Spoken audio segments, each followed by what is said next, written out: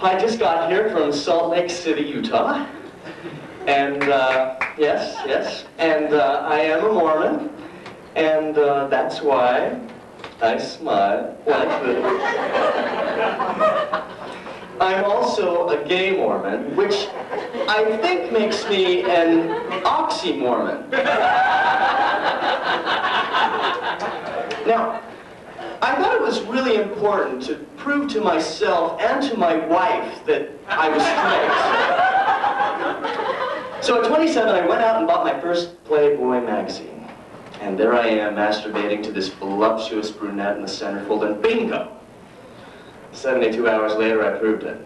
You see, after 71 hours, 59 minutes, and 30 seconds, that brunette began to look a lot like Tom Cruise. Now, the Mormon Church, they believe in their special kind of therapy that you can change your sexual orientation. Now, my wife was really hoping this would work. I mean, we'd have sex. I mean, she'd come, and then I'd come, about 72 hours later.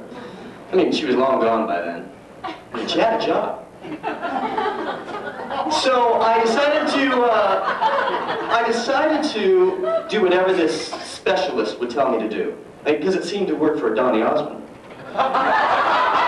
So I started to wear loose jeans and t-shirts instead of tight pastels and Prada.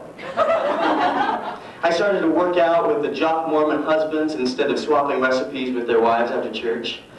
I started to listen to AC/DC and Metallica instead of Bernadette Peters at Carnegie Hall. I started going to this church-sponsored ex-gay men's support group.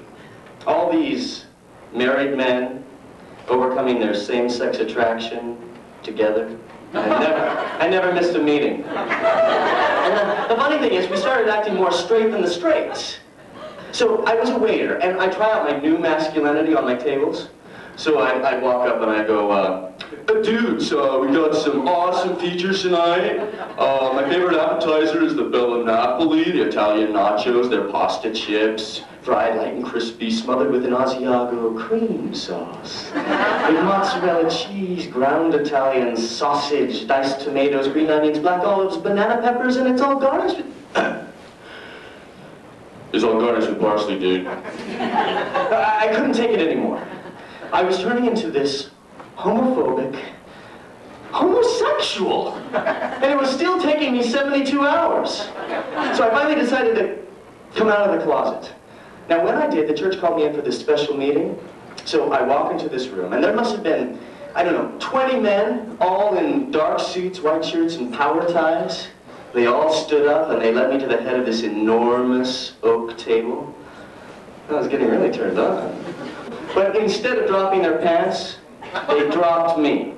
I was excommunicated. It's okay. Don't cry for me, Salt Lake City. But anyway, my bishop, he was really sweet. He says to me, Stephen, we all have something in this life that we have to overcome. I deal with swearing. So, you're going to compare your need to say, gosh darn it, with my need to watch the cooking channel? And then as I was leaving, he pointed to this picture of Christ on the wall. I call it the Mel Gibson Jesus. He's rugged, all-American, good-looking. And he says, I like this picture of Jesus because he's not portrayed as this wimpy, poetic, frail man. I said, like the Franco Zeffirelli Jesus? And he says, we should all look to this Jesus for guidance. And as I was leaving, I thought, isn't that something? The bishop and I go for the same type. Thank you very much. Happy Gay Pride, New York. Everyone, please welcome Stephen Fales.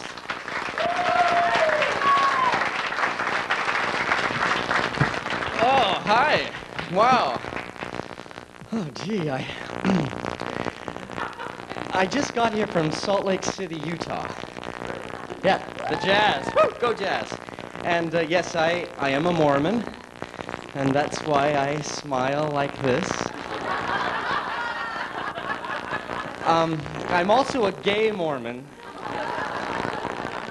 which I think makes me an oxymormon.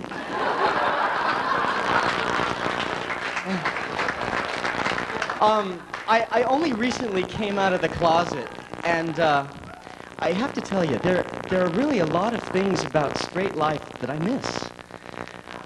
I miss the traditional roles. I mean, everything used to be so simple. I mean, I was the provider, and I went out, and my wife stayed at home with the kids, and now I'm always slaving away over hollandaise sauce. But I just found a fabulous new recipe. It makes it so much faster.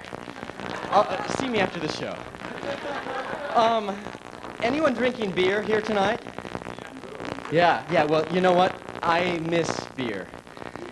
I'm so tired of apple martinis. And Taco Bell. I mean, everything now is sushi this and sushi that. I hate raw fish. I mean, sometimes you just need a burrito supreme, you know? I miss baggy clothes. Everything now is so tight. And regular underwear. I mean, what does 2 times x to the IST power mean anyway? And I miss the silence. I mean, I used to watch games with my straight friends. No one would talk. It was just cheer, swear, pass the pretzels. Now my gay friends and I, we never shut up. And I miss believing that some men are actually straight. I mean, everyone is gay now. I'm sorry, guys. It's, you know, Brad Pitt, George Clooney, Mike Tyson. I miss country music. You know, I mean, I love Britney Spears and Madonna, don't get me wrong, but sometimes you just need a little George Strait. And, above all, I miss the dancing. You know, straight dancing. You know, it's easy and it doesn't tire you out. And now it's music. Oh. It's exhausting. Not quite as exhausting as what we just saw, but it's in that ballpark. Now, I've had a lot of interesting reactions from my family and friends since I came out. My kids, they don't know yet. They're a little bit young, and I think my 6-year-old he's starting to figure it out, though, because when he was here last week, I didn't take him to a Yankees game. I took him to the Jacqueline Kennedy exhibit at the Met. And my brother, he said, well, I guess you're now going to be into leather or feathers, and I'm still into Abercrombie and Fitch. One of my uncles told my mother that my being gay was worse than a death. So shouldn't he at least sent flowers? And my best friend, he said, well, Stephen, maybe you just haven't found the right woman yet. Look, my wife looked just like Nicole Kidman. It didn't work for Tom Cruise either. And another uncle, he said, don't you dare try to convert my children to your ways. I'm like, I'm not the Mormon church. And my dad, he said, Stephen, I hear you're doing this gay thing. And I want you to just quit it. I'm like, Dad, is there a patch for that? And my grandpa, he was the best. He looked in my eyes and he said, Stephen, I want you to know that I hate gays. I love you, but I hate gays. That is the sweetest thing anyone has ever said to me. You've been a great audience and a tolerant audience. Thank you very much.